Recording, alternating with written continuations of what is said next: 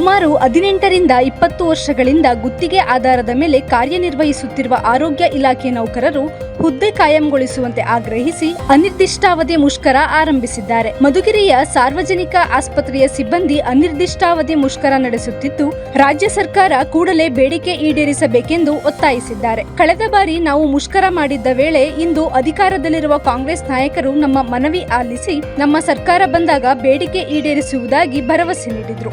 ಆದರೆ ಇಂದು ರಾಜ್ಯದಲ್ಲಿ ಕಾಂಗ್ರೆಸ್ ಸರ್ಕಾರ ಅಧಿಕಾರಕ್ಕೆ ಬಂದು 2 ವರ್ಷ ಕಳೆದರೂ ನಮ್ಮ ಬೇಡಿಕೆ ಈಡೇರಿಸುತ್ತಿಲ್ಲ. ಕೂಡಲೇ ನಮ್ಮ ಹುದ್ದೆಯನ್ನು ಕಾಯಂಗೊಳಿಸಬೇಕೆಂದು ಆರೋಗ್ಯ ಇಲಾಖೆ ಸಿಬ್ಬಂದಿ ಮನವಿ ಮಾಡಿದ್ದಾರೆ. ಕೊರೋನಾ ಮಹಾಮಾರಿ ವೇಳೆ ಜೀವನವನ್ನ ಒತ್ತೆ ಇಟ್ಟು ಜನರ ಸೇವೆ ಮಾಡಿದ್ದೇವೆ. ನಮ್ಮ ಬೇಡಿಕೆ ಈಡೇರಿಸುವವರೆಗೂ ಮುಷ್ಕರ ಮುಂದುವರಿಯುತ್ತೇವೆ ಎಂದು ರಾಜ್ಯ ಸರ್ಕಾರಕ್ಕೆ ಸಿಬ್ಬಂದಿ ಎಚ್ಚರಿಕೆಯನ್ನ ನೀಡಿದ್ದಾರೆ. ಇದು ಕರುನಾಡ ನ್ಯೂಸ್, ನಿಮಗಾಗಿ, ನಿಮ್ಮ ಸೇವೆಗಾಗಿ.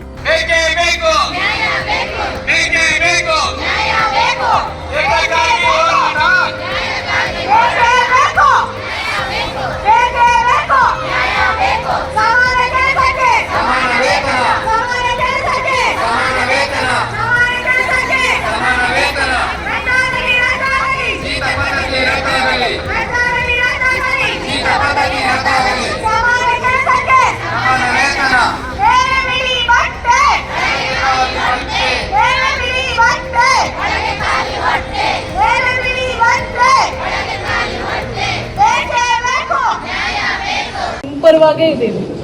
ಎಲ್ಲೋದ್ರೂ ನಮ್ಮ NRH ಮೂಲಕ ಬಂದು ಎಲ್ಲಾ ಕಡೆ ಕೊಡ್ತಾರೆ. 15-20 ವರ್ಷದಿಂದ ಕೆಲಸ ಮಾಡ್ತಾರೆ. ಏಜ್ ಲಿಮಿಟ್ ಗೊತ್ತಲ್ಲ, ನನಗೆ ಎಲ್ಲ ಸಮಸ್ಯೆ ಗೊತ್ತು ನನಗೆ. ಖಂಡಿತ ನಾನು ಇದನ್ನ ಮಾಡ್ತೇನೆ. ಇದೆಲ್ಲ ಈ